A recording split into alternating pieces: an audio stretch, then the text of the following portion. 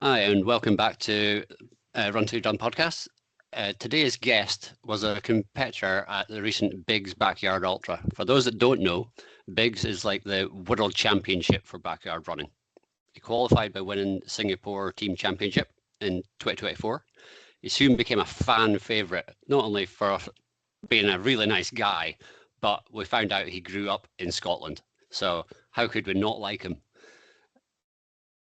Now living in Bali, he tells us just a minute ago, we thought he was somewhere else. We'll find out that he is a bit of a globetrotter. But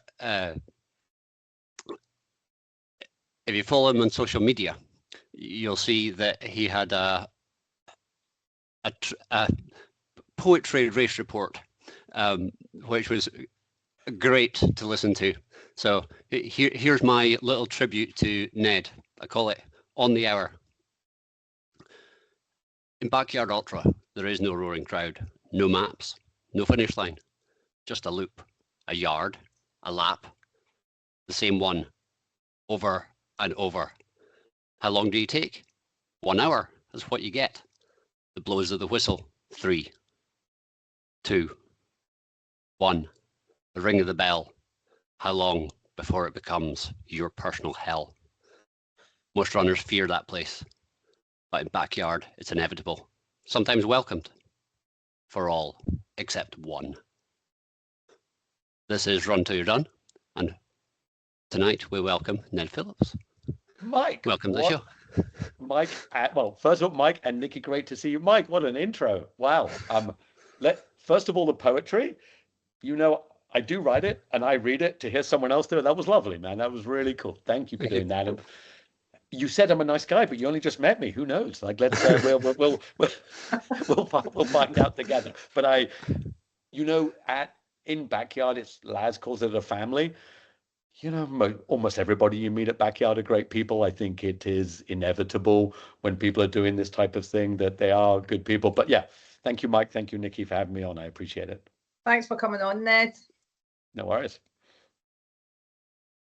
For anyone who hasn't heard of you yet, outside the starting corral at Biggs, which is probably most of us, how did you end up in Bali now? I was going to say Singapore, but you decide where you are and tell us what happened.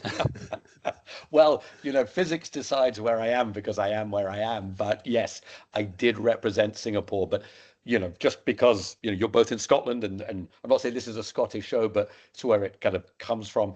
I grew up in Scotland, so a bit of globetrotting. Born in Australia, grew up in Scotland, so in central Scotland. You guys know central Scotland well, near Stirling, a small town called Muckett. I grew up there, like a pretty idyllic childhood, honestly, in a cottage outside a small town called Dollar. Went to school when, funnily enough, someone asked me when I started endurance training, and we lived about 2 miles from school. And from the age of 4, I walked 2 miles there and 2 miles back every day. Not a long way, but that's 6K a day from the age of 4. So, a wee bit of base training. And went to university in Scotland, left, and I found myself in Hong Kong in 1958, so 1990. And so my career just ended up being out in Asia. So, happenstance, ended up here. And my running started in Hong Kong. I don't know if you know, but Hong Kong's one of the great running cities of the world with the most amazing hills. So I spent time in Hong Kong, moved to Singapore 20-something years ago, had a life there, 2 kids, kid moved to America. And with the, invention of video calls like we are, and I work online a lot, I live in Bali, moved just about a year ago, just after I won the Singapore Satellite Champs. I'm a Singapore resident, so I represented Singapore because I was living there. I go backwards and forwards between Bali and Singapore, so I hope to represent Singapore again. But yes, that's why you find me in Bali today, which I feel super grateful for. And you say you had the endurance training since you were 4 years old. What was it? First of all, how did Backyards come to your attention? And then did the want to go to Biggs come soon after that? So actually, you made me think what I thought. Is there something in Scotland called the Oak Hills Challenge hike? Does that still exist? the Oak Hills Ultra 50 and 100 exist? So- Mike, do you know anything else? I'm not sure about the other one that you So- mentioned, but So let me get this right. In the 70s and 80s, there was a 24-hour hiking competition, teams of 3, starting from either Stirling or Tillicootree on the foot of the Oak Hills. And at the age of 16, we a team of 3 of us, we won it, but it was walking, just like long distance walking. So I suppose I started ultra then. How did I get to? How about Biggs? If you're familiar with something called Trail Walker, it's quite a well-known Mackelhouse Trail or Trail Walker. It's a 100-kilometer run, teams of 4. That started in Hong Kong. And when I lived in Hong Kong, Hong Kong's known as this big city, but it's got the most amazing hills coming right out of the city. And trail running's been there since the 90s. So I started running back then. And the reason I knew Biggs early, I mean, I've been an ultra geek for 30 years now, 35 years. I started when I was 26 in Hong Kong, and I used to get Ultra Running magazine posted to me, like before the internet. And back then, when Barkley was a thing, before the Netflix and before people, I knew Laz when he was Gary. Didn't know him, but I had the magazine because he is Gary Cantrell. And so I followed Barkley before, kind of before internet. Then it got more well known. Then the Netflix documentary came. And, Biggs has been going for, I think, since 2014 or 15 or maybe 13. Just to let you know, guys, if you went to Biggs the first year, 18 loops won it. Could have won Biggs. Just didn't get there in time. Add an extra 100 now. Exactly. I mean, even 4 years ago, it was 60. But to answer your question, Nikki, it was lockdown in Singapore. Everyone had their own version of lockdown. We weren't allowed to run more than 1 kilometer from our houses. I may or may not have broken that rule, but let's not get into that. And I saw on Facebook, Quarantine Backyard Ultra, which was basically on your treadmills in your bedroom. 2,000 people rocked up to it. So we all got a Zoom. You've got it pointed towards your treadmill. And I'm like, oh my God, we get to run. And I ran 21 loops on my treadmill. So 140-ish K, 130, 40K. In my bedroom, I came, I think, 38th out of 2,000. And they had 20 people on each screen. And I got to the last 2 screens. And I'm like, oh my God, look at this. So I found it then and I knew it was Laz. So that's how I found it. Nikki, did I think I could get? I didn't think I could get to Biggs, honestly. But then the satellite champs came, and Singapore's not a deep nation. We have a couple of superstars. One guy who's done 72, but I've been in the team 3 times. 2020, I came 6th. 2022, I came 3rd. And then 2024, even though we had a guy who'd done 70, I heard he was a bit injured. I had an inkling. So I would say Biggs percolated my mind from 24 onwards. And with you winning that team championships, how many yards did you win it on? Skin of my teeth. Not because it was skin of my teeth, it was skin of Laz's teeth, if I can explain. I won it on 26. Right. My best before that was 28. I know 26 is very low. On the 26th lap, Joshua, who was our king of backyard in Singapore, he's done 72 at Biggs. In the 23 champs, he did 72 loops at Big, incredibly good. But he said, look, Ned, I don't want to go back to Biggs in 25. I am injured. There was only me and him left. And he said, on you go, on 26. And honestly, I think on that day, I had 30, 35, 40. Remember, it's 30 degrees and hot there. So I ran 26, finished, won. I thought, I'm going to Biggs. This is amazing because I'm the champ. Laz only lets 50 countries come. There were 67 countries, so it's only the top 50 countries. We were 49th. Oh. Doesn't matter if it's by an inch or a mile, you're in. And to add to that, if you'd only done 24, well, 23, you wouldn't have been allowed either because you have to done 24. Interestingly, 25, I think, was just about the cutoff. And there was a few people in 25, and it came down to, I don't know, time or whatever. But if Joshua hadn't done that one more loop, sent me on my way, I could have thought I was going to Biggs. only to find out I was the 51st nation. I don't even want to think how much I would have cried in my bedroom if that had been true. Would that have hurt more than doing bigs and Yes. I mean, look, just by nature, I'm a fanboy. Again, because I'm old, back when Scott Jurek won 7 Western States, when Ann Trayson won, Scott Jurek came to Hong Kong to race a race, and I can be naive. I was a fanboy of Lance until turned out it wasn't quite Lance. So, but I've been a Laz, the idea that I won Singapore and then didn't get to go and see Laz, yeah, that would have broken my little heart for a while, for sure. And going in, like you've just won, you know that you're going. Were you curious? What was the mindset? Were you curious, fearful, confident? How did you feel about going to it?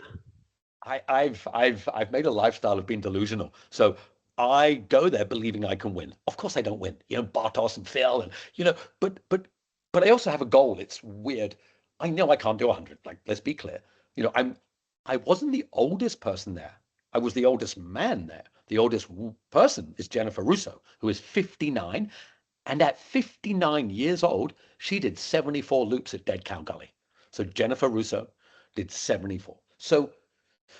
But what was my mindset? When I won the race, just Christmas. I'm going to go and meet Santa Claus. I've even written a poem about Laz being Santa Claus. Like, it was, this is Christmas. And it's Christmas every day for the next year. So I would say, Mike, when I won, it was utter joy. Like, oh my God, like, this is amazing. Part of my story is I then, I don't drink, but I eat crap. So one of my Scottish DNA is I like cake, sugar, tablet, fudge, all the stuff I shouldn't eat. And so I let myself up till Christmas, glow in the fact I'm going to see Laz. And then I got injured. January, February, March, April, May, didn't run, barely ran. And I have sciatica, so I had a numb leg. And I'm like, Mike, I was really disappointed. I thought I wasn't going, because up until May, I hadn't really run. I'd barely running 20, 30K a month. I was running in a pool, really quite despondent. So I had exhilaration, despondence, and then I got 4 months of maybe 500K a month, 120K a week, 110, 120K a week. And then I was believing. So excitement, despondent, belief. How did you get over things like sciatica, or just the thinking that you're not going to make it? How do you get over that?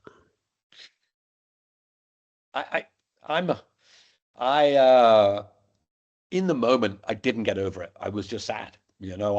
I'm quite good at living in the moment, but I'm also either happy in the moment or sad in the moment. So I was quite sad in the moment.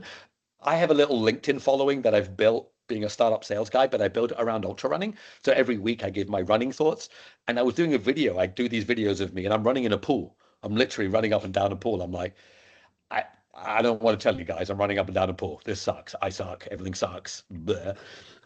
And I had a back operation 15 years ago to cure sciatica, and it worked, but it comes back. So how did I cure it? I swam a lot. I did some exercises.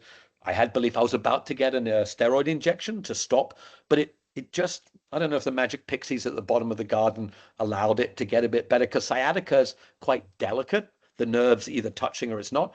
But as I ran in the pool and as I was patient, come June, July, I started doing 50K a week and the leg wasn't numb. So then I did 60K a week and the leg wasn't numb. And I'm like, oh. And then I'm like, you know what? I'm not going to swear on your show, but I'm like, F it. I'm just going for this now. I've got July, August, September. Let's just go straight to 120K a week. I got up at 4 a.m. every morning. I swam first. I ran 20K average, 25 a day, weekends 50 or 100K. I'm lucky in Bali because there's a lot of digital nomad and gym bros here. There's sauna, ice bath everywhere. So I have a sauna ice bath right next to me. I think I pay £70 a month for as much as I like. It's like total killer. And so I sauna ice. And then I also dropped 10% body weight. So I did not eat cake or biscuits. I went from 80 kilo to 72 in 4 months. I went all in. For a 58-year-old dude, I went all in on what I could do while still working. And yeah, that's how I got ready. And with the physical side of you getting ready and getting rid of your sciatica, for the psychological side of it, how did you train for that? Nikki, so this being my 30 whatever year in Ultra 30, I think my brain's pretty good. I really do. Nothing's going to stop me at bigs. I mean, when I run, I mean, I truly, truly, truly tell myself I'm going to win bigs. Like I don't. If you follow Courtney, Courtney Water, she talks about this privilege of being in the pain cave. There's no hurt in the pain cave, but for Courtney, it takes so far to get in there, and I subscribe to that. So I always believe it's such a deep privilege to be in there. So my psychological hurt is when I can't run, Nick. The hardest thing was January to May. Yeah. When you're injured, guys, and you drive down the street and you see another runner and you look out the car window at them despondently because they're running and you're not. That's what kills me. Watching backyard videos. That's what kills me. The mental preparation, of course, at some point your brain will let you down, and we'll talk about it at Bigs. I'm still replaying whether I had some mental letdown there. But no, as soon as I'm running again and I feel strong, I don't need to train my brain. You know what I need to prepare, Nick? I need to calm myself down. I'm so excited. I get overworked up, and that's the issue. Do you think it wastes a lot of energy? Mike, maybe, but I tell you a funny thing. I was in a doctor a while ago because about 10 years ago, I had some other issues. And she looked at me and said, and I talk like this, she says, which ADHD medicine do you take? I said, oh, I don't. And she talked to me for a bit. And then she said, would you like some? And I said, no, I like who I am.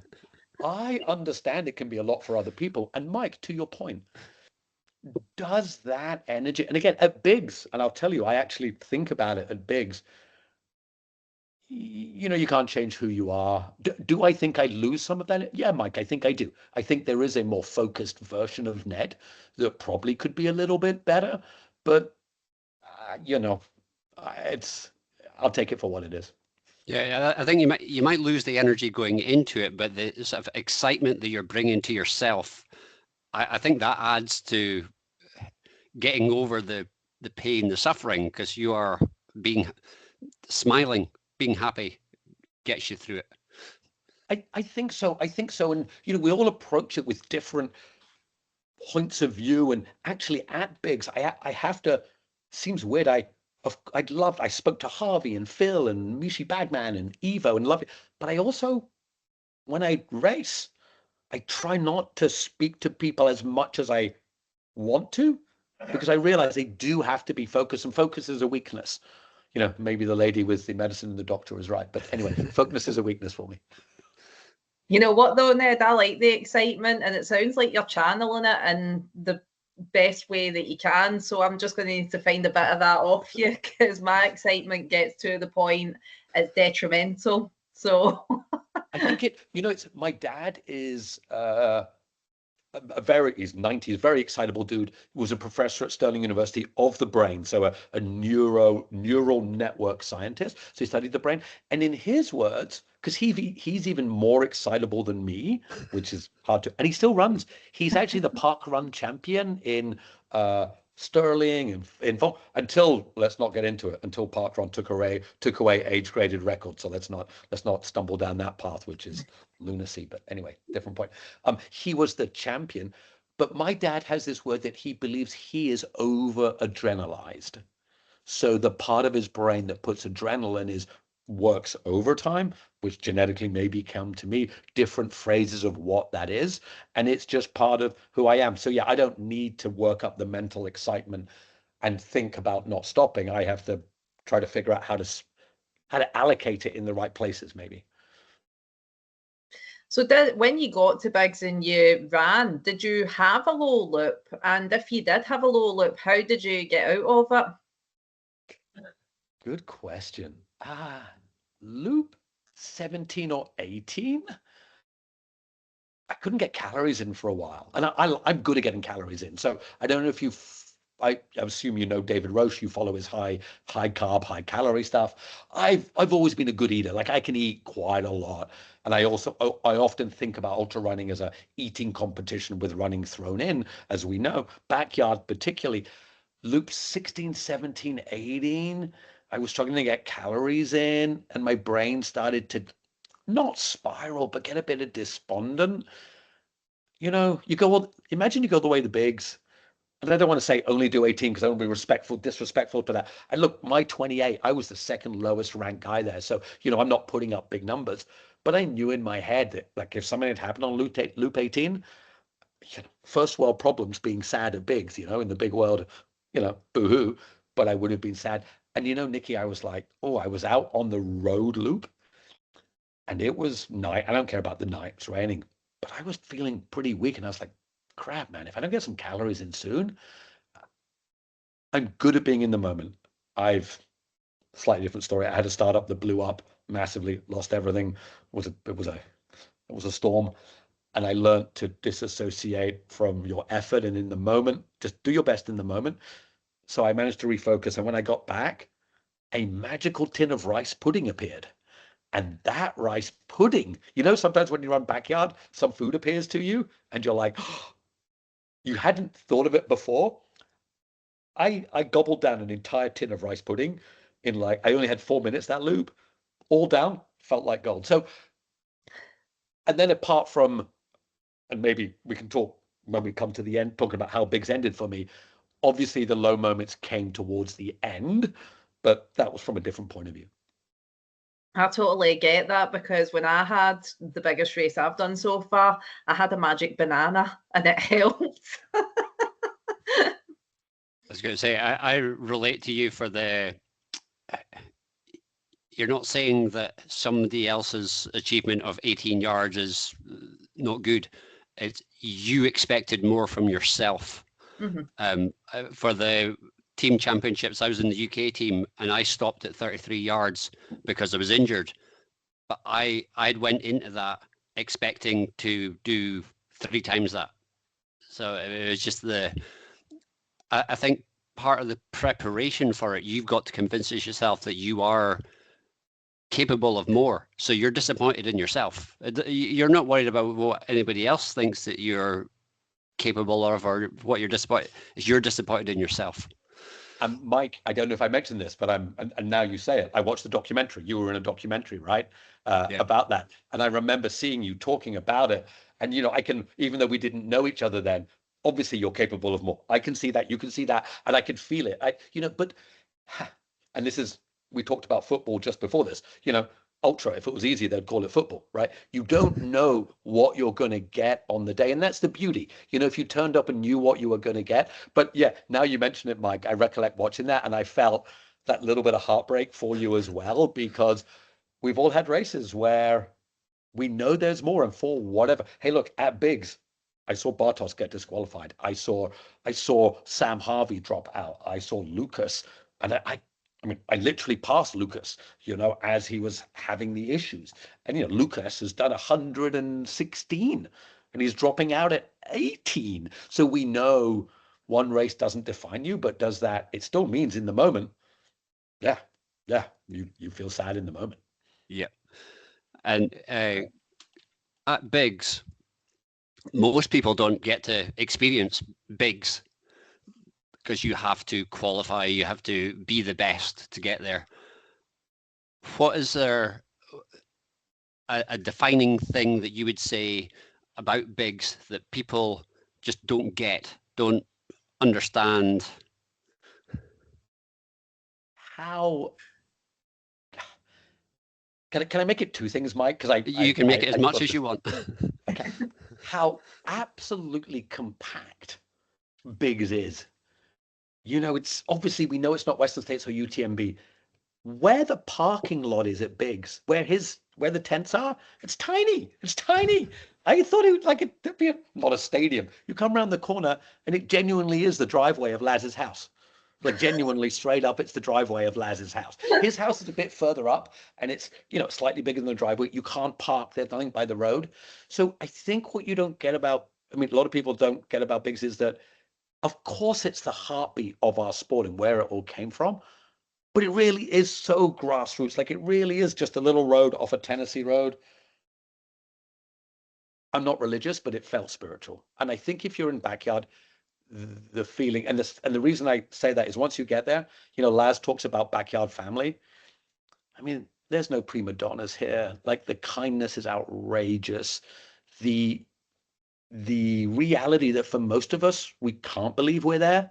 Of course, Phil believes he's there, and Sam and Lukas and Bartos and Harvey. But I was in the tent next to Harvey right there. I don't get to play football with Messi or tennis with Federer. Like, and I get it. Our sport is tiny. And that's the other thing about bigs is there's no prima donna. There's no somebody's over there. If you can get to bigs, which I know, and I say I got lucky, 26 was lucky. It's a really moving experience beyond just the physical effort. Being on that hallowed turf. And we can talk about the course. I have some thoughts about the course, but separately, just these people are just outrageously nice. That was so cool. I think in most sports, the closest people will get is being in the crowd. They don't get to be part of the same sport as what the professionals, the elite are doing.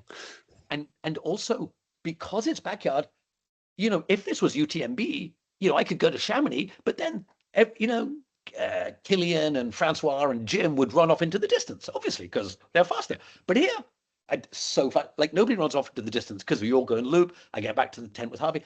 On the first loop, Phil, our goat, he runs a slow loop. And on the day loop, I was doing 56. I came in with Phil on the first loop. And I said to my crew, holy crap, I came in with Phil. Maybe we're going to win this. Clearly not true. So when I'm not too familiar with the backyard scene, this is more Mike's thing, but it's something I've done 5 loops of my own so far, which was it was a gathering of friends of ours, Wild Heart Runners, and it's quite tough, I found. But I know that when I've been to watch Mike at an event at Highlander, there's the whistle. Does Biggs not have that? Is it a bell? No, we have we have the whistle. So it is 3-minute whistle. Yeah. 3 whistles with 3 to go, 2 whistles with 2 minutes to go, 1 minute, and then the bell rings. And Laz, 2 things about Laz. Rules are the rules. That's another thing with bigs. I mean, you maybe saw some of the DQ, but Laz tells us at the beginning, I do not want to disqualify you, but I will. There's no gray line here. You're either in the corral or you're not. And not means 1 foot out. Yeah. Once the bell goes, you start moving. You don't move, you're out. And as you saw with Bartos, he came, and Bartos Fudali, who was the Polish runner, who on loop 61 came back, went to his tent, sat down before he crossed the line, came back out, crossed the line, got no aid. Laz disqualified him because the rule is once you start a loop, you must finish the loop before you do anything else. So, yeah, Nikki, the 3 whistles, 2, 1, then the bell. And the other thing, 114 hours, Laz rings the bell every hour. He doesn't go anywhere else. He might have a sleep in between. He rings the bell. Dude is 71. He rings the bell every hour while smoking a cigarette. I mean, he's a legend. I mean, that's a lot of packets of cigarettes, I would imagine. Laz today, and I don't know if you know, he walked across America when he was 70. He's about to walk from Utah, Colorado to San Fran. He was a 1:19 half marathoner back in his 20s. So he was a genuine quality runner back in the day. He's got endurance. But yes, I don't know how many cigarette packets he gets through, Nikki, but he rings the bell every hour. I put on a backyard for my running club where I'm the race director. People, you can't be running it because you'll just win it. It's like, I'm not running it. I'm race directing it. Don't worry about it. I put it on to encourage them to get involved. And somebody went on and became part of the Scotland team this year. So it works. But Two things that I noticed. You said about Laz's the race was small. It was almost like homegrown. That's Yes. exactly what it feels like here. The race starts in my back garden, so What? it's that sort of feel about it. Wow. And the other thing was this year I think it was won in 17 or 18 hours, and I rang Okay. the bell every hour, and that was Good. hard enough just getting up for the hour. So I would rather be running it. Laz does say that because there's a lot of pressure. Oh, the other thing to say, what you don't expect, even though it's small, Laz has this incredibly committed team behind him doing tech, doing media. I'm sure you guys watch some of it. I mean, how good was the YouTube streaming quality of Biggs, the race results? So he has a guy called Naresh on tech. He has Stephanie, who actually we just interviewed on our own podcast doing media, had a guy called Tracy Outlaw who does it. He has a Good and Bad Mike who do the timing. And interestingly, Bad Mike, I don't know why they call Good and Bad Mike, but Bad Mike, he tells Laz, 30 seconds until the 3-minute whistle. So people make sure, and Sandra, Laz's wife. So while obviously Laz is that figurehead and he rings the bell, yeah, Mike, the other thing people don't expect, I don't know if it's 10, 15, 20 people behind to make Biggs, because even though it's small, it is the world champs and we've got to put on a great show. And there's a lot of people making that happen. Yeah, one of the people that was doing the commentary was Eric from Rasselbach. I'm wearing a Rasselbach t-shirt Yes. right now. So He was indeed. He was in the media tent with Stephanie making all of that happen. So with the whistles and the bell, when I visited Mike, I seen 2 or 3 loops and the whistle done my head in after the second loop. So how did you cope with the whistles and the bell? Do you get any trauma after it?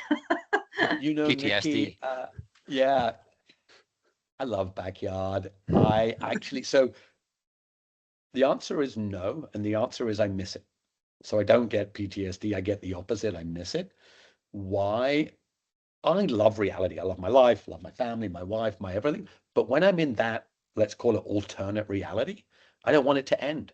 So when the whistles stop, it's the end of that adventure, that journey. And I think I can't remember, the camera came to see me. I actually didn't know that the camera was like live streaming. I thought they were recording things for later, but it was going out on YouTube. And they said, and I said to them, I don't want this to end ever. Like I'll just keep doing this forever. Like you can blow those whistles and ring that bell. I'll get up and run. It's not that I didn't want to go back to reality, even though I said I didn't want to go back to reality. It's not that I dislike reality. I just like this alternate reality. So no, I'm looking forward to hear those whistles and bell again. And thinking about your race strategy, did you have a loop by loop? I know Phil Gore, he has everything written down, and I try to do the same thing. Did you have I'm going to do this on this loop, I'm going to be fast loops, slow loops? How did it work out? I am not so the answer is, I'm going to say not really, no. To a degree, I had certain times and, I'm certain what I'm going to eat. But you're right. When you look at Phil Gore's tent or Harvey Lewis's, it looks like a permanent dwelling. They've got beds and cupboards and not fridges, but larders and stuff, and there's spreadsheets. And I've got like a table and a chair and a bit of chaos. So, but day loops 56, the day loop, I don't think it's hilly. I'm going to get crapped on for this because it's hilly. It is a hilly course, but it's very trippy and technical. 56 for the trail course, and then 52, 53 for the road night, which became the day course. As people know, it rained and we didn't go back to the trail. I'm trying to eat 400 calories an hour. I drink Tailwind, Lecker Gels, which is my crew's gel company, Lecker Gels. I eat a range of stuff, rice puddings and fruits and stuff on there, some protein powders. I have a shirt strategy. You may have seen it, Biggs. I wear running shirts. I don't run in like a button-down shirt. Uh, I had a Hawaiian shirt for the first 12 hours to tell me to chill, like don't rush. I had a donut shirt for the second 12 hours to remind to get calories in. I had my plaid, my work shirt, like my checked shirt for the next 12 hours to focus, to get to work. And my crew has been to Western States as a brand guy, and he brought me a Western States champion shirt with NP written on it, Ned Phillips, and I was going to put that for the next 12 hours to be a champion. And if I got through loop 48, I would start again. He would have washed them, rotated them. I got to hour 40, so I used all 4 shirts, but it does affect my strategy. I know it's not as clinical as Phil's. Maybe that's why he's a champion and I'm not, but still. So when you rotated your shirts, you should have put back on the donut one, so do not drop out. Oh, fuck. Oh my God, I'm gonna have to use that. That is a good one. That is a good one. Yeah, I think it speaks to the mental reality of this. You know, for a lot of people there, they really are the best in the world. Look, I'm not trying to be humble or whatever. You know, now I have 40 loops. I'm actually ranked 500 in the world, which I'm super grateful for, and I feel good. But when I went, I was ranked 2,500th in the world, but I got in there. And I was running with the best in the world, you know, Bartos, Fudali, Harvey Lewis, Phil Gore, all of these guys. And I think when you see them, they do have these dialed in absolute. Phil would run 3 fast, 1 slow. Harvey, his rhythm. I mean, Evo, who was unbelievably consistent. So you do start to see the really top people of this sport doing it. I mean, I have aspirations to go further, and maybe not as far as them, but yeah. But having a mental strategy that knows up until this time you're doing X, up until that time you're doing Y. I could see the greats with that, what I perceived as their mental strategy. And with your preparation on the lead up, when you got to the actual event, did you have something that you absolutely nailed and got right? And did you have something that went completely wrong? Ha, what a cool question. What did I get right? I enjoyed I think I got right that I didn't take this for granted. Mm-hmm. I want to go back. If I go back, I will be the first 60-year-old to ever qualify. And when I go back at 60, I want to, no 60-year-old's ever done 60 loops. So I have a dream to be the first 60-year-old ever to do 60 loops. But let's be realistic. I qualified in Singapore when the best guy in Singapore has done 72. He was injured. I did 26. So I've either got to win Singapore or, as you know, get on the at-large list for people who are not sure what that is, be one of the top 25. It rolls down a bit, 30, 40 most yards in the world, which is probably, and Mike, I'd be interested in your view, is probably around 80, I think it's going to be for next couple of years. And I don't think I can get to 80, it rolled to 60. So one thing I think I did really well, I mean, I savored every second of this. I gave my all. I went to the race course on Thursday before you're meant to go to set up on the Friday. I asked it, Laz and Sandra, if I could go. They said yes. And I just sat at the event. No one else was there. I just sat in Laz's car park and hoped he might drive past. You know, I'm like, what else am I going to do? Go to my hotel room and watch backyard videos? I mean, you know, might as well. What did I do wrong? You know, I stopped. That's what I did wrong. I stopped. I'm proud of 40 loops. I really am.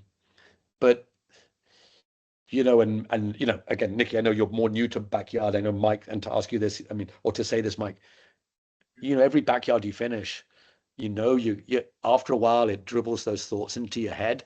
Could there be a wee bit more? Did I give up? I don't think I gave up easy. I mean, I think I went to the wall, as I said in my little poem, I am the wall. I went to the wall. But I think I got a few things wrong at the end with just mental clarity, with sheer desire. I mean, I have deep desire, but maybe Harvey Lewis broke his ribs and ran 12 more loops. Harvey Lewis went to ER with fluid on his lungs while running for another day. I watch people pass out unconscious. I'm not advocating we all do that, but I have some pretty high standards for myself, and I'm super proud I got to 40. I could have dropped out of 34, 35. 40 was a magnet in that it pulled me, but then it repelled me. It pulled me because I feel quite proud to get to 40. I think 40 is a decent number, particularly at bigs. But when you get to 40, it repels you from going further because you're like, you got 40. I didn't give up. I tried really, really, really, really, really hard. But yeah, I got it wrong. I stopped, Nikki, and I shouldn't have. Yeah, I've done think 13 or 14 backyards now, and 4 of them have won, so eliminate them. 9 of them, I stopped too early. One of them, which was the team championship, I stopped because I was injured, and 14 months later, I can still feel the injury. So it was the right choice to stop. That was the right choice. That was the right choice. So those 9, yes, moment of weakness, I stopped, and hopefully I've gotten over that. And but Mike, that's it. That's the beauty of backyard, because you strongly believe, you learn. You know, Mike, each time you stop, there's something in there, right? And yep. You can stop for good reasons. You can be done, like totally done. When I did 28 loops in Singapore, I was done. Now, I was done because I'd fueled incorrectly. And when I stopped in Singapore on loop 29, it took me 17 minutes to go a K. Now, I'm done, right? Like, now, gun to my head, could I have done that faster? I actually watched Stephen King's The Long Walk, the movie. Actually, I don't think it's a great movie, but that's actually backyard, 3 miles an hour. If you stop, it's a horror movie. You actually get shot, like in the movie. I wonder what they thought. But that's the only thing I would say now is that I'm interested, Mike, in your view on this. When I got to 28, I did 28, and when I went to bigs, I said to myself, if I stop in the 20s, I'll be sad. If I stop in the 30s, if I'm in the 40s, I'm proudish of that. In the 50s, wild dreams. Now I've got to 40, I can see 50. Like I can see 50. I'm dreaming of 60. Mike, I'm interested in that view, because I think for all, when I met 100-yard people there, Sam Harvey, Harvey Lewis, they can see 130, 40 now. But when you look back only 5 years ago, 61 bigs, people couldn't see it. Like the 4-minute mile. As soon as it's broken, everybody's let's go.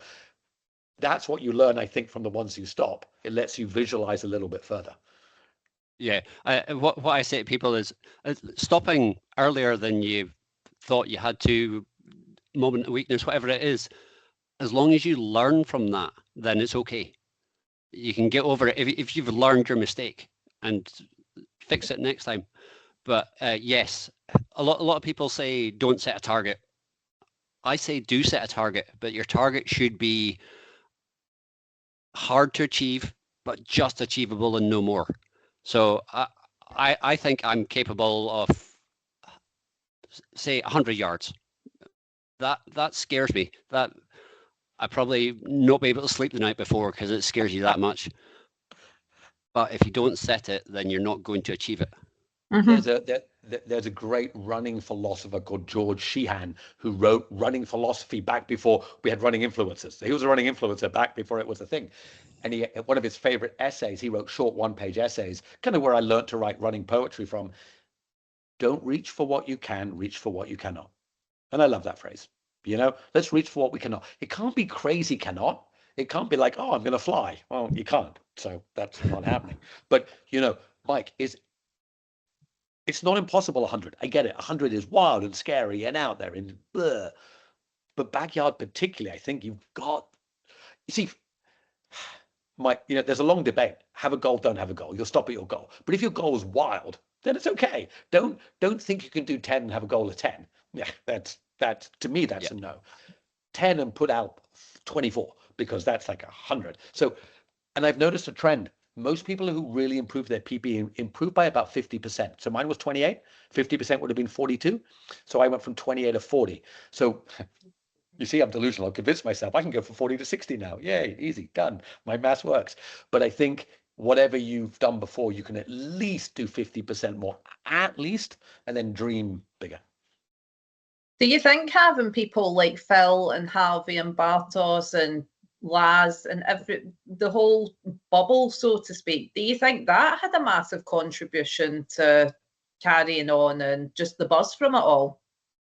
1,000,000%. Absolutely. I couldn't have been more excited to do it there. I couldn't have been more focused to do it there.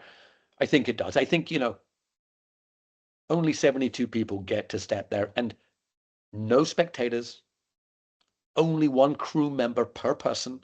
No one else can be there. I mean, it's hallowed turf. To be in that corral when Laz stood at the beginning and 72 of us huddled, and here's a crazy thing. The tents are all set up. We start at 7 a.m. At 6:40, Laz gets out his spray can and marks the corral. Like he literally marks it 20 minutes before we go. And he just does it with a spray can. Like, you know, the tents are there, the media's there, and he sprays it and he says, stand inside the line. And when you get in the line, you're tight. And when I stayed inside the line, I was standing because Phil does a slow loop. I was standing with Phil and Harvey. You know, how can you not want to give your best? And when I beat my best at Bigs You Ring a Bell, and I beat my best 29, and I think, I don't know, maybe because I am excitable about it, maybe because I'm a sales guy, I talk to cameras, and I do a bit of speaking for live, maybe because I had stupid shirts on, like donut shirts, I don't know. But the camera came up to me and asked me how I felt about doing my best here, and I burst into tears. Oh. Because it meant that much in that moment, you know, and happy tears, of course. But it really did. I'm like, and I said, to do that here in front of Laz, and these people and my crew Marcus, who had made it, you know, I think, you know, I always want to give so much love to my crew because I think I'm not doing what I did without that. Yeah. Yeah, I don't think I was doing 40 anywhere else. Do I now think I can do more at Bigs? Of course I do. But I think going to Bigs and being in that environment, nobody gets to Bigs being half-hearted about backyard. No one's there like, oh, you know, I got a ticket for the London Marathon. I just did it. No disrespect to the London Marathon or anything else. Everyone inside that little corral, I mean, it's Christmas Day. It's straight up, it's Christmas Day. Well, Christmas Day, Boxing Day, the next day, 27th. For Phil, it goes to almost to New Year's, right? He has a whole week of fun. And when he was spraying the corral, was he smoking? Was he smoking? Laz smokes to start. Yeah. Yeah, Laz smokes. Yeah. He doesn't smoke. He's not a chain smoker. I don't want to make that out, but he'll smoke a few an hour. You might not know the answer to this because you were busy running, but given how much it rained, how many times did he have to remark the corral? So it's a very good point. I don't know because I was running, but it seemed to be, from what I could tell, because it didn't splodge out. I think he has some indelible spray marking. So it seemed to stay solid the whole time, from what I can tell. And you mentioned 80 yards for the at-large list. I would probably agree with that. I think this time round, we thought it was going to be 82, and because of visa problems and stuff, it dropped down to in the 60s. So I would imagine 2 years' time, you're looking 80 at least to get there. I think so. And if we look at backyard, as we mentioned before we started recording, the first time at Bigs, 18 loops won it, and there was only 20 people there. It's been going for maybe 12 years. Then only 5 years ago, 60 loops won it. This year, I think 40 people got to 60 loops, or 30 people. I'm not sure if you saw the numbers, but over 1 million people watched the live stream. 1 million, right? So obviously on and off, on the hour, on and off, they watched the live stream. There are 600 backyards around the world. And Mike, you have a backyard from your garden. In Sydney, they have 500 people in it. It sells out immediately. So more and more people are going to come. Yeah, I think it's 80 this year. And I think it maybe rolls into the 70s. But Laz isn't going to change the number of people at Bigs. It is 50 plus 25. That's it. So yeah, I think it's only getting harder. Yeah, there was talk of moving it somewhere else, or I don't know what. We'll just have to wait and see. Oh, it would break my little heart. Oh no, Laz, don't do it. Laz, if you're listening, don't do it.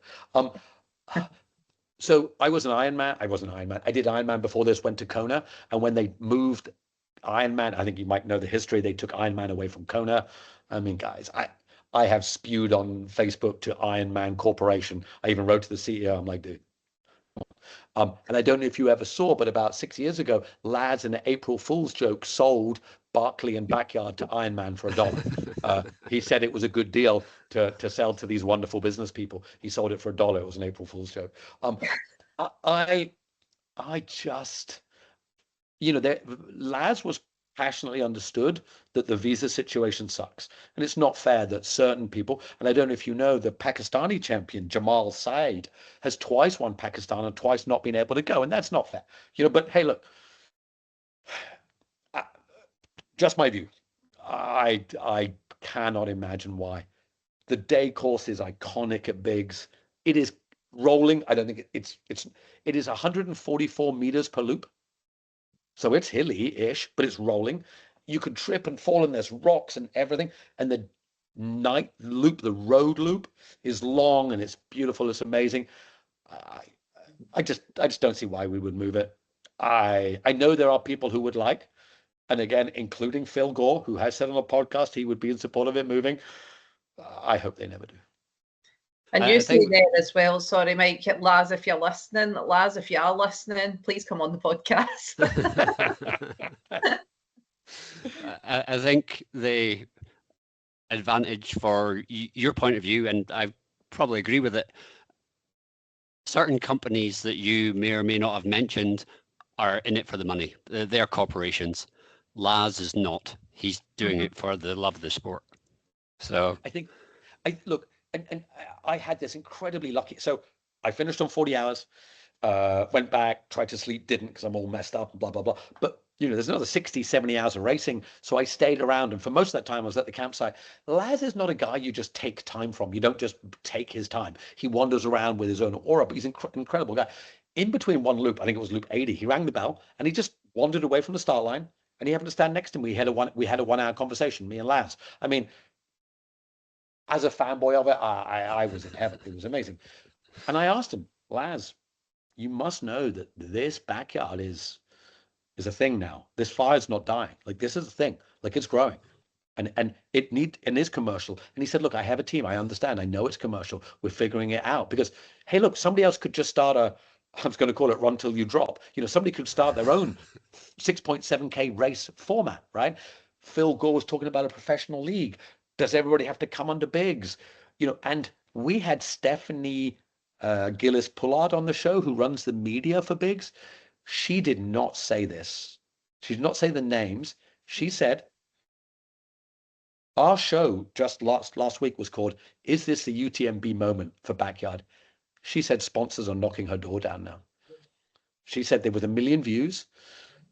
Sarah Perry, like Sarah, if you're listening, I don't think you're going to be a teacher much longer, right? Sarah's on Innovate, the amount of sponsorship. Sam Harvey's a full-time runner now. Brands are knocking there is money coming. We all like money. Does money help soulful sports? I don't think so. Is money coming to Biggs and Backyard? Yes. Will it ruffle some feathers? Yes. But Laz is pragmatic. He's a bright, intelligent, pragmatic dude. It's complex. I don't know where this goes, but you're right. Money will take this sport somewhere, and I hope as much as possible in a good way. I think, as you say, though, like with the money and Laz being the way he is, I think that's the appeal with Barclay as well, because it seems so top secret and it's $1 something for the entry. That's the appeal of it. It's so hard to get into. I think people do like that. So I think it would be a shame if they did commercialize it too much. Yeah, but and I agree. It's $1.60, and so the entry for Barclay is $1.60. A number plate taken from a car in your country, and whatever item of clothes Laz wants that year. So he might ask for a shirt or some socks or something. So Laz gets clothes, and at Backyard, he's wearing the white shirts that he gets from Barclay. Oh, it's too funny. Like, it's all too hyper connected. Of course, do sponsors want paid in, socks? No. But when Ironman started, it started because a runner, a swimmer, and a cyclist in Hawaii, or in California, I think in Hawaii, said, who's the fittest? And they were getting drunk in a bar. And they said, well, why don't we put it together? And then 12 people turned up on a beach and they got drinks from 7-Eleven, and they did a marathon swim, which was the Waikiki open water swim. They did the round Honolulu bike ride, 112 miles. And then they ran the course of the marathon. And the reason it's called Ironman is that John Collins, the guy that invented it, created a trophy. He found a nut, like a nut from a car, and he got a coat hanger and bent the coat hanger into the shape of a man. And he said, Whoever wins gets the Ironman trophy. Every sport started from a soulful beginning. And, you know, John sold that to somebody for $1 million or whatever. He sold it to somebody who sold it to private equity. Now, I work in finance. I'm not going to crap on private equity, but it's for the money, not for the soul, who then sold it to a huge conglomerate. And you know who owns UTMB? Ironman, right? So would Ironman buy Backyard one day? There's money coming for Backyard. I mean, this sport appeals to non-runners. 1 million viewers? There's more viewers watching this in UTMB, I think. I don't know that for sure, but I think. And if you're a normal human and you don't run, what are you watching? UTMB or Backyard? You're watching Backyard. It's way more entertaining because every hour. And in this world of social media storytelling, I mean, I think Backyard's going to be huge. Yeah, I would quite confidently say it's probably one of the fastest growing sports. If you say it's a different sport than normal running, then it's one of the fastest growing sports in the world. Yeah. And that will attract money. But it's still a great, you know, it's the appeal, it's the greatness. And, you know, there's everything from Biggs to somebody who just runs one loop. Yeah. Unbelievable. And getting back on our question set. Sure. No, actually, the question before that. What was your most the moment at Biggs that made you the most happy? Was it running Biggs? Was it our conversation with Laz? What would it have been? Wow. I mean, again, I read the questions. There was this singular moment at Biggs, lap 6 or 7, so super early on the day course. People describe the day course as beautiful. It's in the forest, so I'm not going to say it's just a forest, but it's just a forest. Just to let you know, it's kind of like a lollipop course. You go 2K out, 2K in a loop, 2K back. Laz owns all that land. Like, it's not just in his back. He owns that forest. It's Laz's forest. It's Laz's backyard. Loop 6 or 7. So I was on most of the day loop. I was last because I'm the slowest. And quite often it's twisty, turny. And I distinctly remember, Mike, it was about 2K in. I couldn't see anybody. There was nobody there. I'm stone cold last. And I never panicked. I have enough confidence in myself. I knew. And I remember thinking, an earlier version of Ned would be panicked and run up and, you know, younger ego as a young man. Oh, I got a show. And I was just cruising through the forest on Laz's property with no one else in sight. And I'm like, this duality. I'm literally just by myself in a forest. No one can see me. And I'm also at the world champs at the same time. Like, I'm doing both. Like, I'm doing both. And I'm last, but I'm not panicked. But I remember Laz's voice. You know what I am? I'm last and first. Because everyone's last and first until you drop out, right? So I'm both last and first. And I remember, you know, as you can tell, I'm an excitable and emotional guy. I remember thinking, oh my God, this is beautiful. And it was on this, it's funny you say this because I haven't really thought about it. It was on this downhill bit that was actually quite smooth. A lot of it has got lots of trippy bits, but this, I've described Biggs course as a mountain bike type of trail. It's up, down, flowy, turny. This was on a beautiful down towards a meadow. I was just having a beautiful run in the forest. And I was like, this is beautiful. Yeah, it felt super special. And still at Biggs, because we're always at Biggs in the mind. Is there anything that you've learned about yourself that you didn't expect from Biggs? That I've used this word, and I actually hadn't used this word much before. So, and I now use it repeatedly. So if you ask the question, what have I learned about myself from Biggs that I didn't learn before, was that I'm grateful. It wasn't that I wasn't grateful before, but when the guy, the amazing camera crew asked me, when they put the camera in my face, how did I feel? I said, I feel grateful. And I really did. I felt that 58 that I'm healthy enough that at 58 I still have an ego and I want to compete and I want to do great, that I have family that supports me. It really struck me how lucky I was to be there. And in my other life, I had a startup. I mean, it went really big. It was like startup of the year in Singapore, big, huge tech, and then it liquidated. It shut, lost everything, right? And, I went to a pretty dark place from that. And to have come back from that, I now have a thriving little business. My running works. I had 5 months out when I thought I wasn't going. I don't think, damn, I should have got it. Depends if you want to. I've got my coin now and it sits by my bed, and I don't rub it for motivation or inspiration. I rub it each morning for gratefulness that, holy crap, like I did that. Like I did that and I'm capable of doing that. And yeah, I think I realized that I am more grateful for everything than I thought I was. And Laz and Big showed me that. And if you could hear the inner monologue of the Ned on the starting corral at the very beginning of Biggs and at the start of yard 40, how different would they be? Incredibly different, night and day, totally different.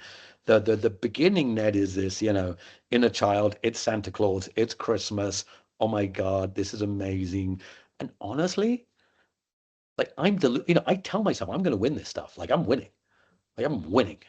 I know I'm not, but why not? Who does it hurt? Like, let's just tell yourself you're winning, right? I think I even told Phil that one time we were coming in. He was like, "Yeah, nice. Yeah, you crack on, young lad."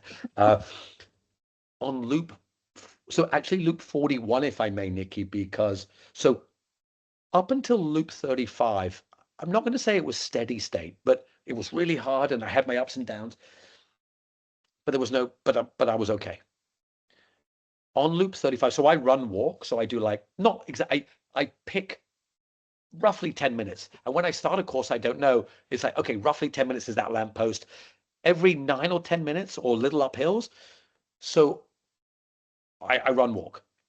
On the road course, I'm going to call it the road because the day and the night gets a bit confused with Biggs this year because we stayed out. On the day course, it was 56 minutes with run walk. Okay. I then, up until hour 11.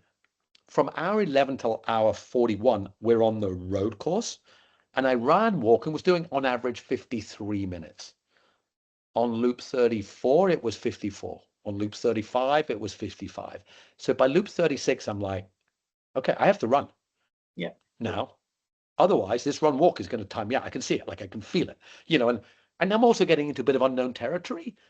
And my mindset was, I felt it, I saw it. I am running to the end here.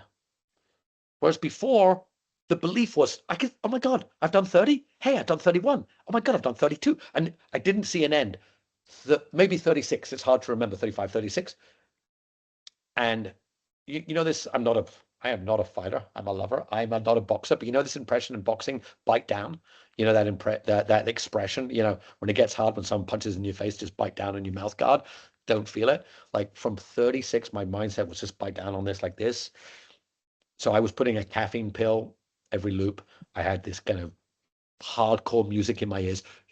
Oh, Mike, one thing to let you know, particularly if you think you're ever get to mix, no music on the day course, no headphones on the day course, not allowed on the forest course, only on the road.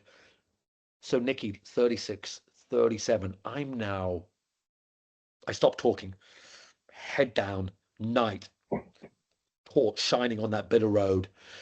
And the funny thing is, Nikki, I was charging, sprinting, and I'm going at 820 per K, 830 per K. But that felt like sprinting. And I could feel it. 55, 55 and a half, 56, 56 and a half, 57. And on loop 40, as I'm coming back up the hill, it's quite steep.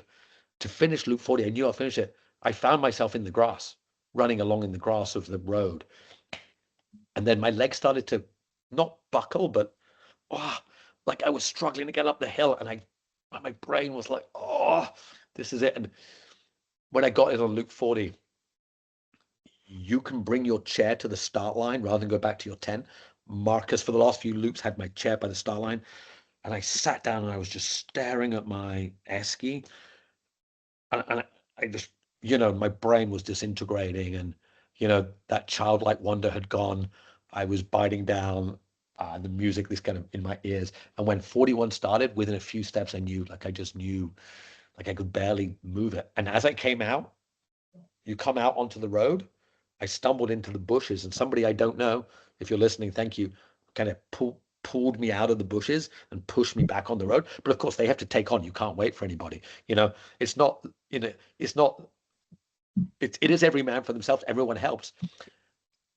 And very quickly, I was 500 meters into loop 41, and it had taken 8 minutes to go 400 meters.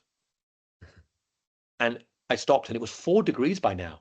Coming from Bali, 4 degrees is cold, and it's 4 degrees. Some people said with the wind chill it was 0. I just had my running shirt on, so a wet running shirt. It's 4, and I stopped, and you can see the lights go off in the distance. And I knew, I was like, 8 minutes for 400 meters, 8, and the lights have gone, so I stop. And as soon as you stop, but what I did? I looked back up the hill to the start line, which was around the corner. Nobody could see me. And I didn't want to go back, because if I go back, it's over. But I couldn't go forward because I wasn't going to make it. So I just stood there for a couple of minutes, feeling sad, proud, exhilarated, not disappointed, but wishing I could carry on, turn the clock back, and I trudged back up the hill. And as soon as I saw everybody cheered, and Marcus hugged, and Laz grabbed my hand and gave me a coin, then all of the good flooded back. But that mindset, and that's why I'm quite proud. Like, I definitely drilled, I smashed my head against the wall a lot. Do I now think I could have smashed it some more? I did not have 45 in me. Did I have 42 in me, 41, maybe 43? But have I learned enough to go to 50 or 60? Yes, I have.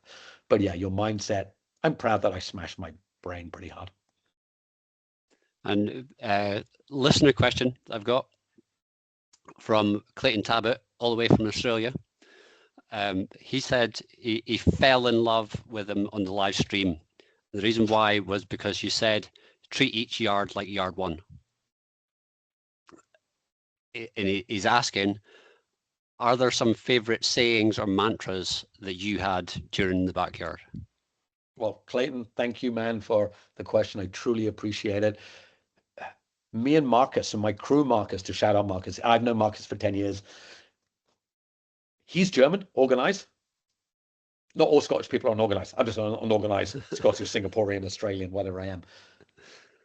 But me and Marcus agreed. He's quite thoughtful. I'm not religious, but I'm vaguely Buddhist, stay in the now, mindfulness. So my favorite saying is, it's only now, loop one. When I came back in, Marcus would say loop one. I would say loop one. When I headed out, he would say loop one. I would say loop one. So that in my head. The other one that I have, and there's one that nobody would think of because it was quite particular. So I'll tell you that. On the day course, tootsies and footsies. Everybody stumbles and falls. Harvey broke his ribs. 2 years ago, the Indian backyard champion, who have done 50, tripped on loop 11 and was out.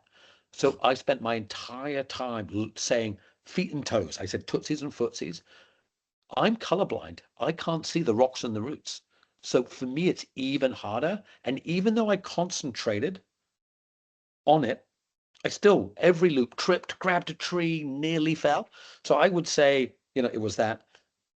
But this other mantra I had was no reality. That I'm not going back. No reality. Don't go back. Like, this is it. This doesn't end. There is no reality. There's no world out there. The world, again, I always feel bad saying that because I have a wife and a family and I love my world. I don't want to get away from that world. But my saying is, because remember, if reality doesn't exist, you can't stop. You can't go back. Like, there's nothing, you can't go back. And this is going to, my wife is here. Halfway through, Marcus, my crew, who was updating social media, has said, oh, your wife sent you some messages. Do you want to hear them? And I said, no, not because I don't love my wife and have been together 35 years. I don't want reality to seep into my brain. There's nothing out there. There's only backyard. There's only 6.7K an hour. I actually, sounds super strange. Lady Gaga's famous meat suit dress she wore? I often say, like, when I do backyard, I am just a meat suit that runs 6.7K an hour. I'm nothing else. That's all I am. And I tell myself that no reality, you're just a meat suit. No reality. Because if you stop, that's the end of you. And it works. To me, it works. Because, of course, the minute you stop, reality comes roaring back into your brain. And reality is beautiful.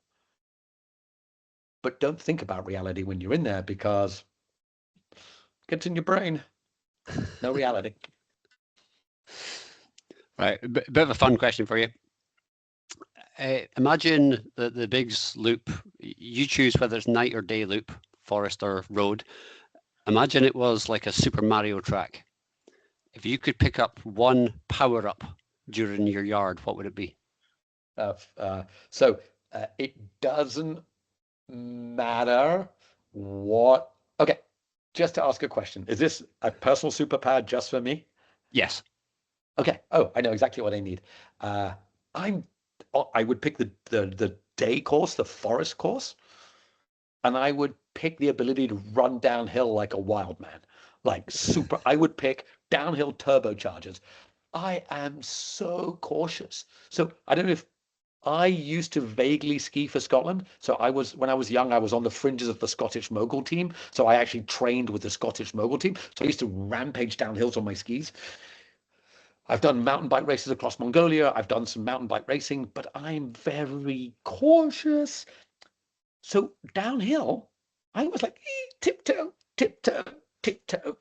I'm a super good hiker. I used to hike in the Oak Hills. So to the backpack at Biggs, there was like a front pack and middle and back.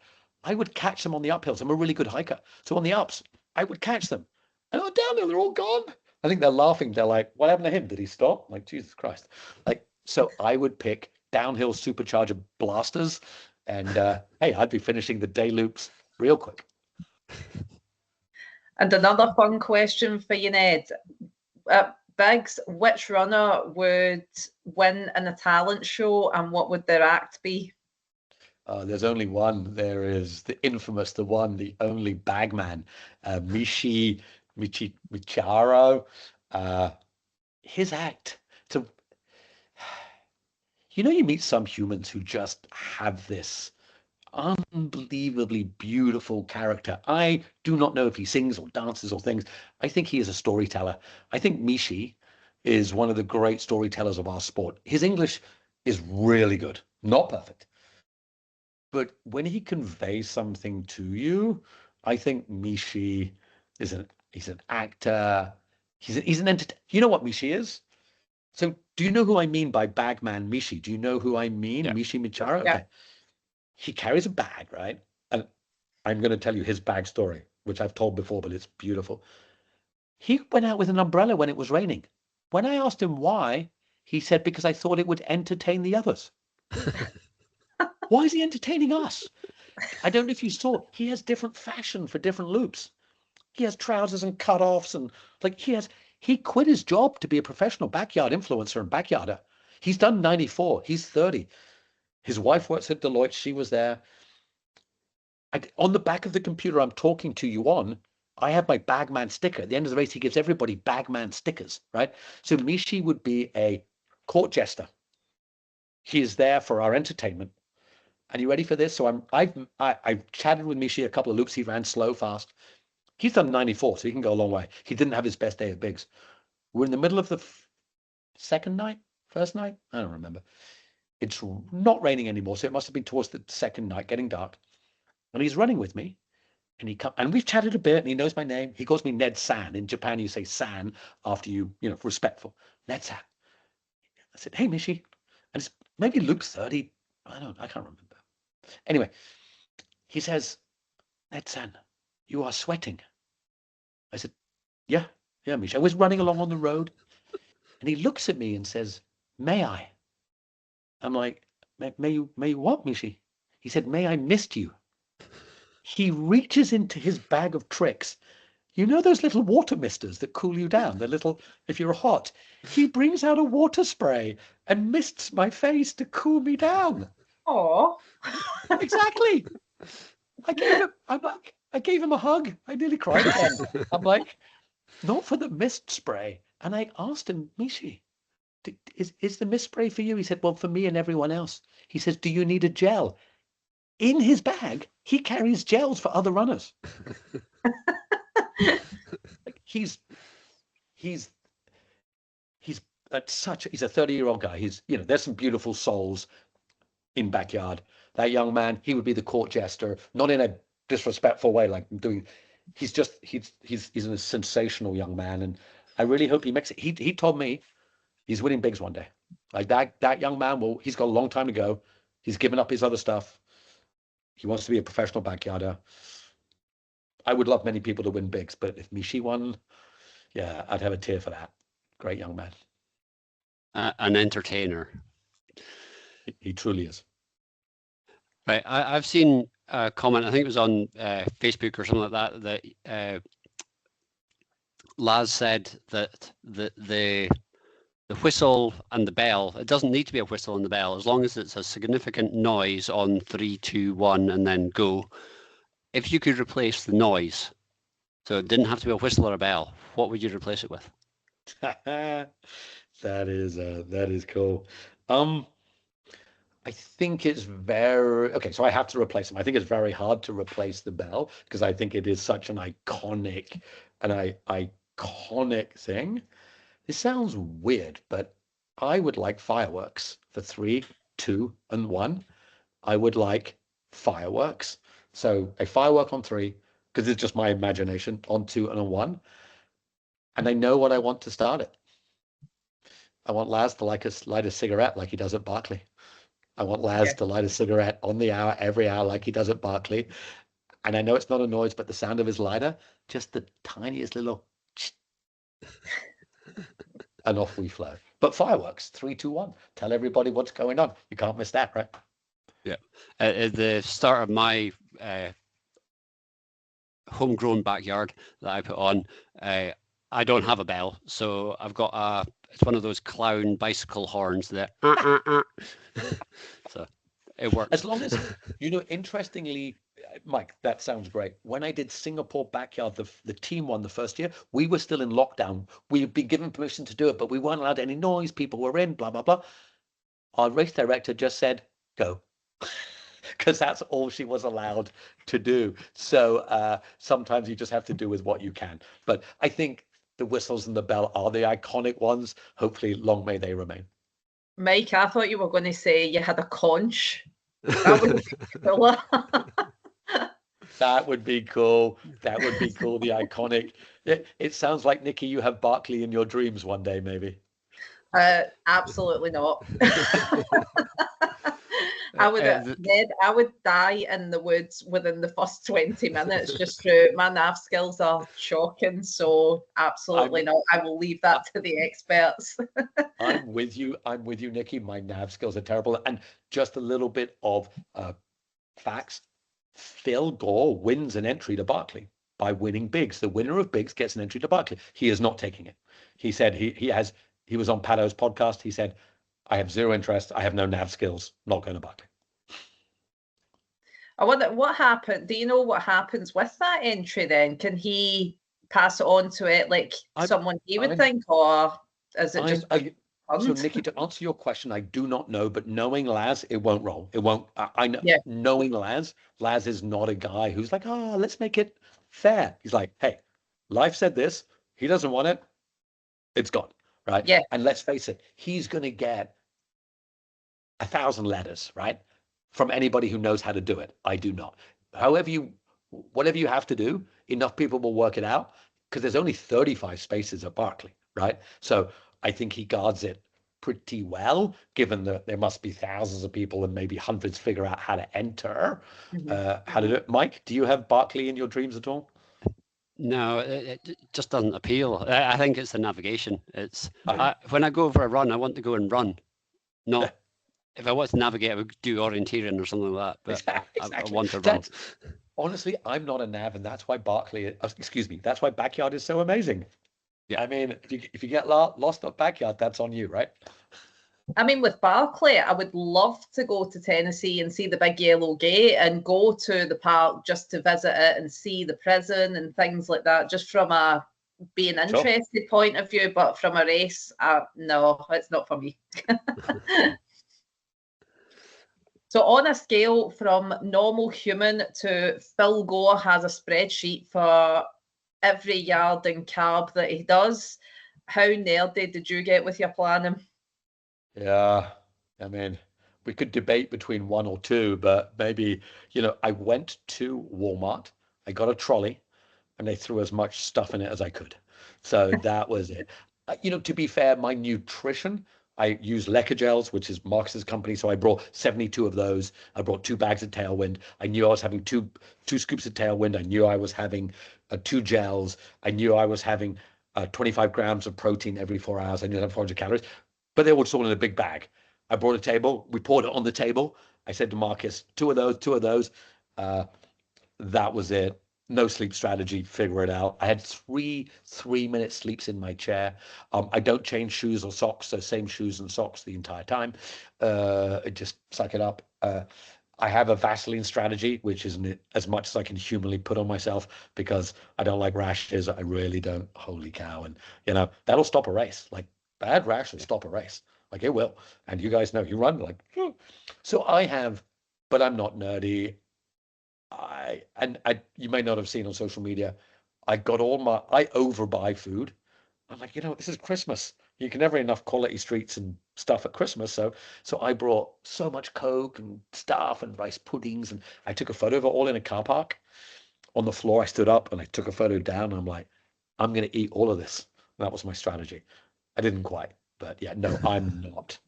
I'm not a nerd. I'm a grab it all. Let's go.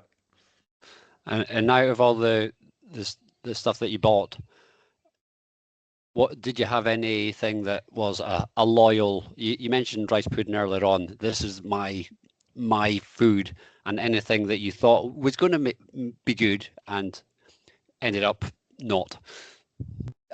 So I know I can't eat savory, but I had certain tins of like stew that I thought would work.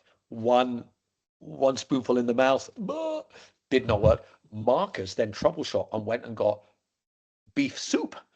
For some reason, I couldn't eat stew, but I could eat soup. So that was a surprising thing for me. The one thing that works incredibly, my trusty thing, is sparkling water, fizzy water, to clean out the sugar and the crap in my brain. So I rely a lot on, because I'm good at eating calories, so I can get a lot of calories in.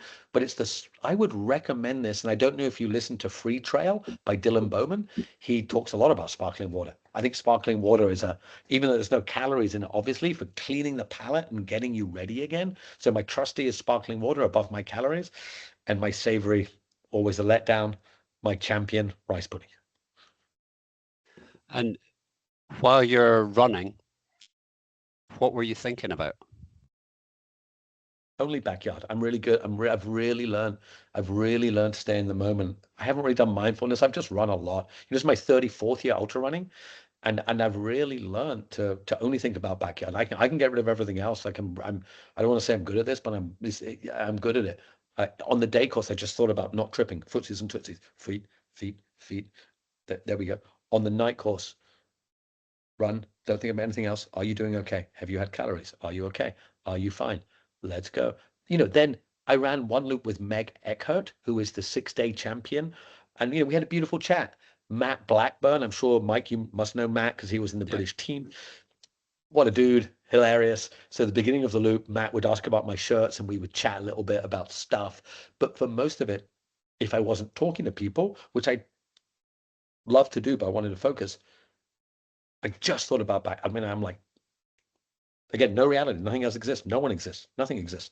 Only as I'm really good at that, staying in the moment. I only think about backyard because I know once that's over, it's another 6 months, a year till I think about it again. So I relish the moment to only think about backyard. And one of our signature questions on this podcast is if there's anyone in the world, either fact, fiction, alive with us or not, who would you like to run with? Who would you choose to run with? So before I qualified, it was always Laz. It really was. Before I qualified, I've been asked this question before. before that, it was, it was always Laz. But do you guys know who Lassie Viren is? So Lassie Viren, so, it's because I'm old. He was the Finnish runner. So there's two maybe. Lassie Viren and a guy called Emil Zatopek. You may know who Emil Zatopek is. Yeah. They're both just crazy front runners. Like they just, these. So I would like to be in a race with Lassie Viren, who was a 10K marathon, Emil Zatopek, and of course, right? Steve Prefontaine. I would love to run with these guys who know as soon as they start, they're torching themselves. Like they're all out from the gun. Let's go. Don't give a hell about it. If it blows up, it blows up. Imagine running with those people. I have quite a strong view. I posted about it today. I don't like staying safe. I was running today and this dude passed me on the trail. He said, "Oh, slow down. It's dangerous." Nothing against that dude. Super nice. I'm not advocating fast and reckless, but give it your shot. Like roll the dice. Let's have a go. Try it all. And I'd love to run with people who epitomize that. So if I could only pick one of those, I say Lassie, Emil, and Pre. I suppose Pre's the coolest there. Let's have a 5K showdown with Pre. That'll be my choice. That sounds like a good group run. I mean, these boys would be hammering. That would not be a gentle group run. Those boys would be at it. And please tell us, what is next for Ned? Is it Biggs? So, as I told you, I'm delusional. So I have to believe. Okay, I will get back to Biggs. Yes. I have a phrase: if you believe you can, or believe you can't, you're right. Yeah. So I have to believe I can. The reality is, if I go to Singapore to race, or if I go, I mean, I'm still a resident. There's Joshua. He's done 72 at Biggs. He did 50 at Singapore, but he won that. So how much more could he have done? Now I've done 40. I think I can do 50. And Joshua, if you're listening, we've talked about it already. Joshua wants to go back to Biggs in 2027. So do I. The money's on him. But every dog has his day. Non-disclosed yet, but I'll say it, and still to get home approval for this. But I am tentatively approved for Legends in Belgium in the end of April. I delusionally, what if I can improve by 50% and get into the 60s? Delusional, I know. Do I think the at-large list is coming down to 60? I do not.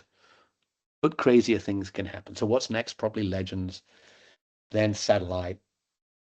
Then we'll see. I'm dreaming of Biggs. I've done a bit of research. I don't think a 60-year-old's been a Biggs. And I'm pretty sure that no 60-year-old has ever. So I'm 60 in April 2027. I'm 58 now.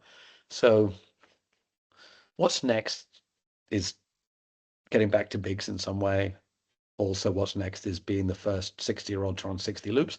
And to do that, I'm going to do Legends, then Satellite Champs. And then we'll see. Will your Biggs total qualify you for the Singapore team? Yes, it will. And the last question we have on our question set, unless Mike has any more after this, is your race report, as Mike pointed out at the start of the podcast, can be found on social media in poetry form, which is fantastic. Would you be able to give us a few lines as how you feel about Biggs now? I can. And well, look, thank you. I appreciate it.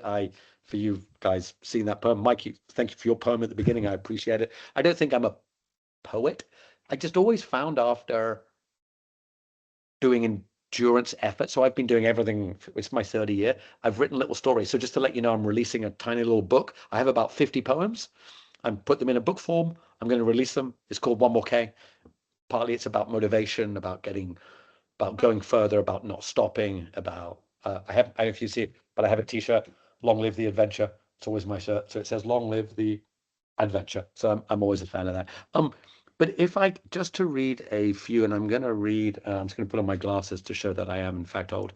I'm not going to read the whole poem because they can find it on social media, but I want to read just a few lines from it, what we have here, which is, hold on, let me just go to my notes here. People say at Backyard, it's family. And the poem I wrote was called We Could Be Heroes, just for 5 days, taken from David Barry's We Could Be Heroes just for one day. Obviously, 5 days was a reference to Phil. And if it's okay, I'm just going to read the last bit of the poem, which is not about me, but it's about the humans that were there, because I think it's only about humans. So I'll just read the last little bit, if that's okay. So this is part of the poem that after I had finished, and this is what happened. And then I stay for the next 3 days as these outstanding humans tell the world what life is about. Ivo, Belgium hero. He ran 750K. He's 55 years old, so much respect. Sarah, huge resolve comes in small humans. She is a giant. Harvey, the heartbeat of Backyard. Bagman, Mishi.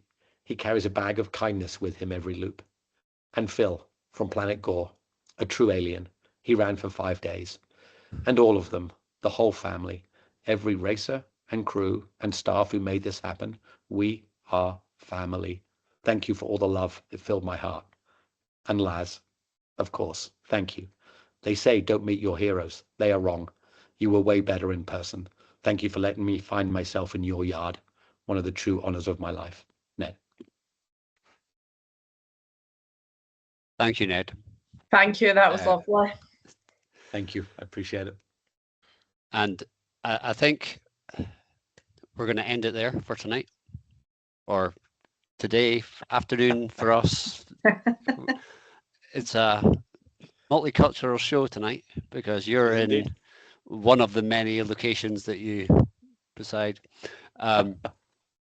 Just got to say thank you, Ned, for coming on. Thank you, Nikki, for being Nikki, and it's goodbye from me. Thank you for coming on, Ned. Thank you guys for having me. True honor, a privilege, and thank you for all you do for the kind of Backyard community as well. Thank you.